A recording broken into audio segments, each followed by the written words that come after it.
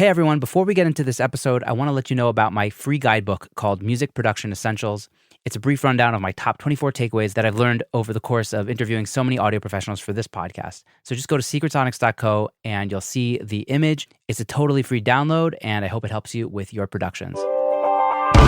Hey everyone, welcome back to Secret Sonics. This is episode 113 with Eduard Kort. I invited Eduard back onto the podcast after over 2 years, and we had a great chat. We talked about so many things, including overcoming imposter syndrome, thriving in a pandemic. We talked about how he runs his, production business over the internet and how he uses Instagram as a funnel to attract artists to work with him. We talked about setting boundaries and making his work for him, and maintaining focus and attention in this age of distraction.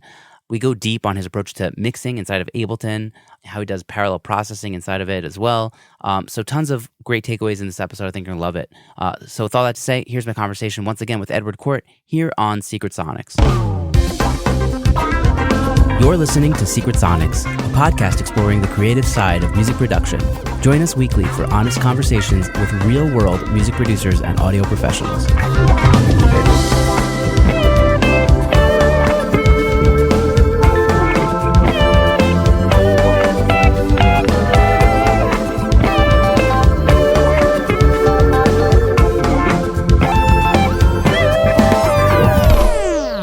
Hello, and welcome back to Secret Sonics. I am your host, Ben Wallach. My guest today is Eduard Kort.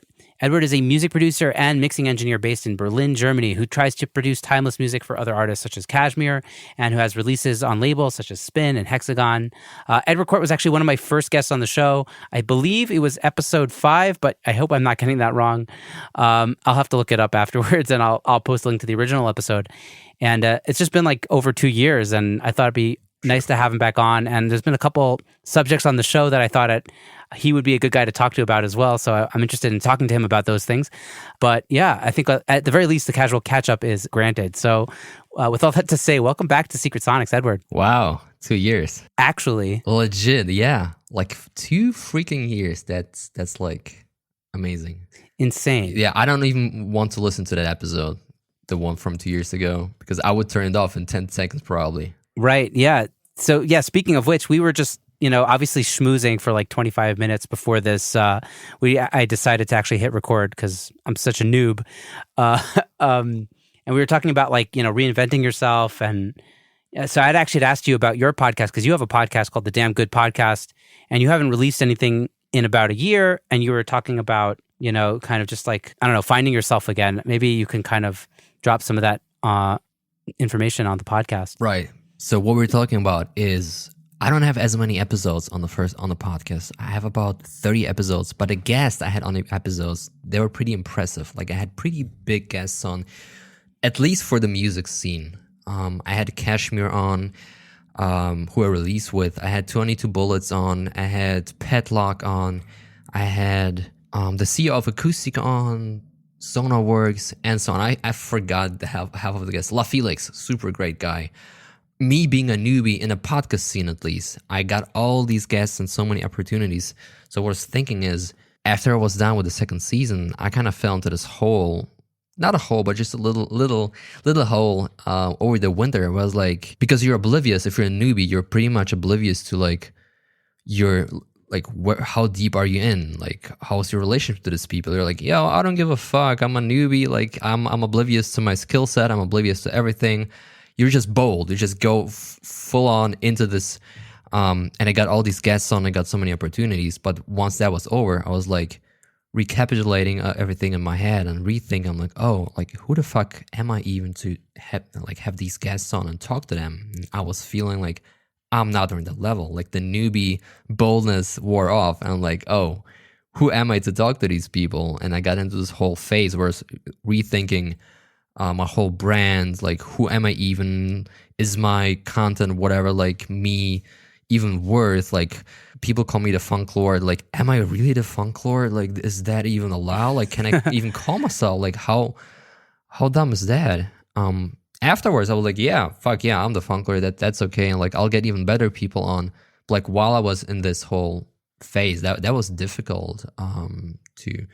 Yeah, I think sometimes when you're on a path, the more you know, the more you realize you don't know.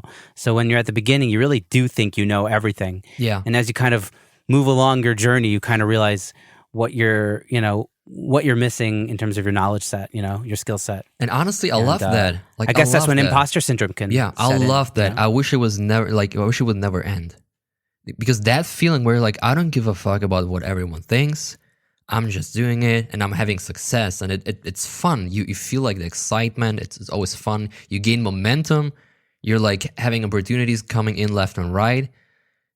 It's cool. Like, why would I ever stop? But like, this is not how life works. So you have to stop and rethink, especially if you're like me or you, very analytical. You rethink everything. You look at the data. You look at yourself from the outside.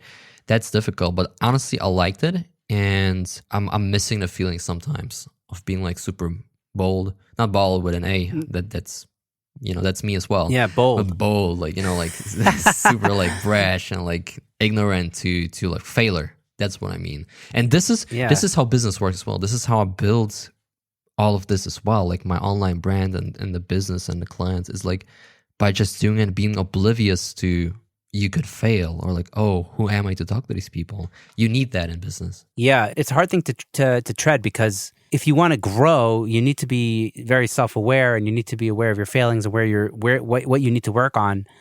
But if you just go, full steam ahead all the time, like you could really make a lot of progress. Yeah. So it's rough to kind of be aware of your situation and not have imposter syndrome sometimes. You know what I mean? Like I feel like it's just always coming up on the podcast, honestly. So imposter syndrome, because we all suffer from it. People that I look up to suffer from imposter syndrome, and I'm like, how the hell do you have imposter syndrome? And people below me are probably thinking, how the hell do you have imposter syndrome? And it's just like, I stopped having imposter syndrome once I talked to the people I really look up to. I like actually talk to them privately, like, yo, dude, how do you feel about this? They're like, oh, I get it all the time. Like I drink, I take drugs, I have sex all the time. I try to, convince myself I'm this guy, and like, but you are this guy. Like you're the guy I look up to. He's like, yeah, but like I look up to these people, and that it's a never ending chain. I'm like, all right, I'm done with this shit. I'm back to being me again.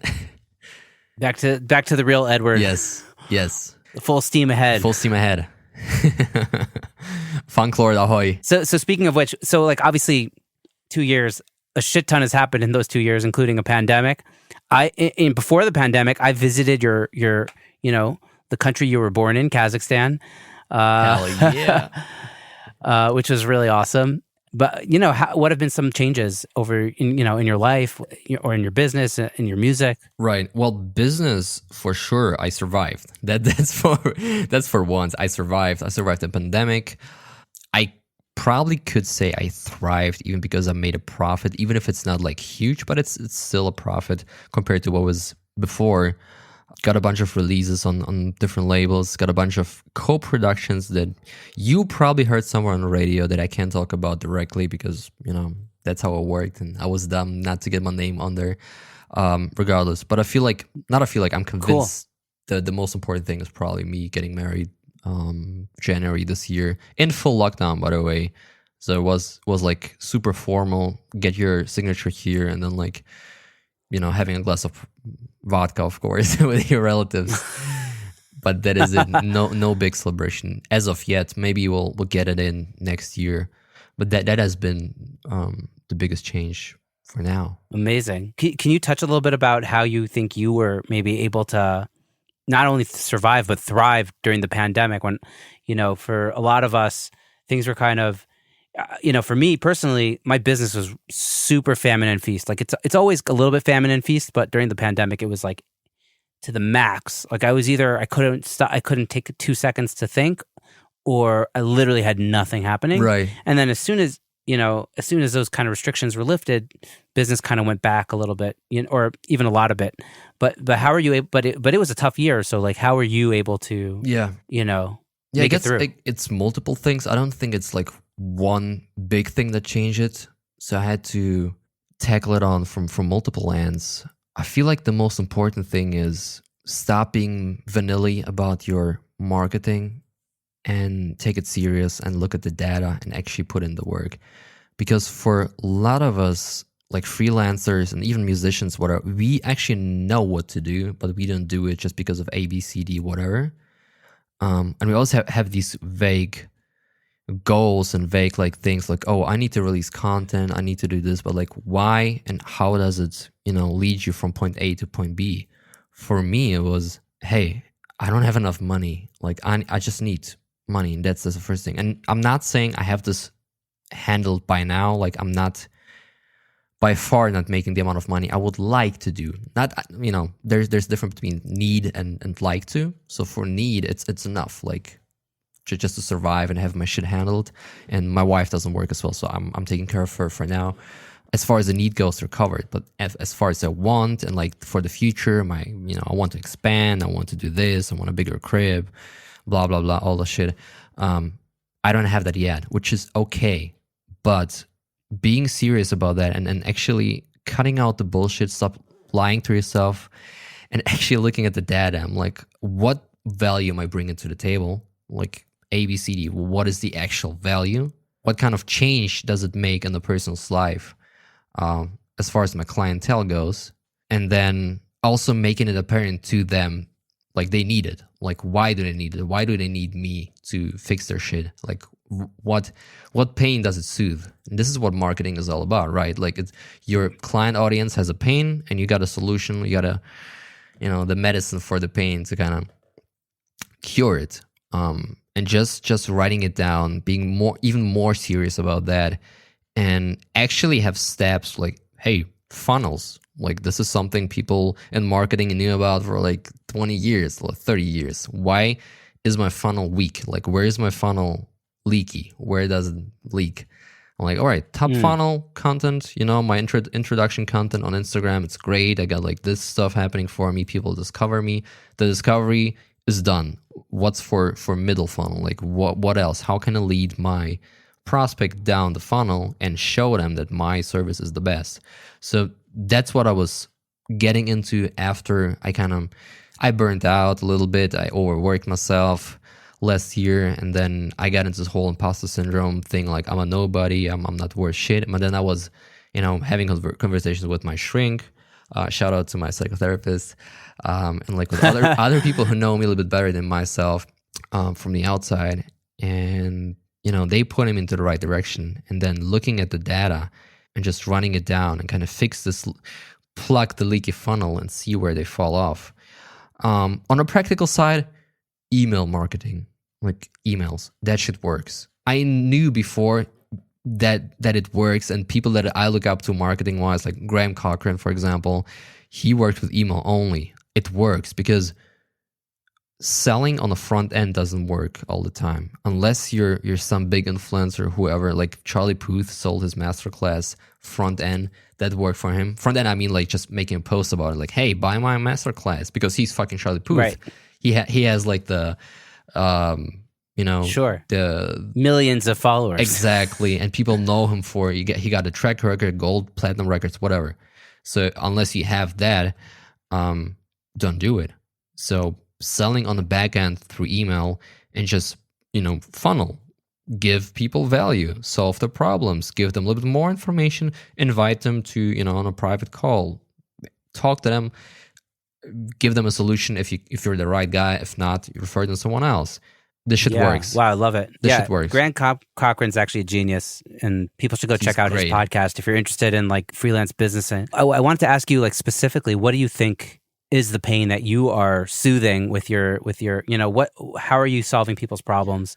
And how, when you say you even wrote it down, like what are you writing down? Very good question. Very good question. My pain that I soothe is I try, at least, and I position myself as a guy who produces and mixes timeless music. So I'm producing music and mixing as well, but mostly producing music for other artists that is timeless. What the fuck is timeless? We all kind of, I got into this stuff. I asked myself, like, what is timeless music? Like, what is like this timeless music that we all talk about, And it's not only like 70s and 80s inspired music, but mostly that's what people refer to if they talk about timeless music, because the music that survived the last 40 years is the music from like 70s and 80s, maybe some of the 60s as well and beyond. And if you look at like artists that were successful, like mainstream pop artists like Dua Lipa and Bruno Mars and The Weeknd and Charlie Puth as well, they have this quote unquote timelessness to them. So I'm in my music and my personal craft, I'm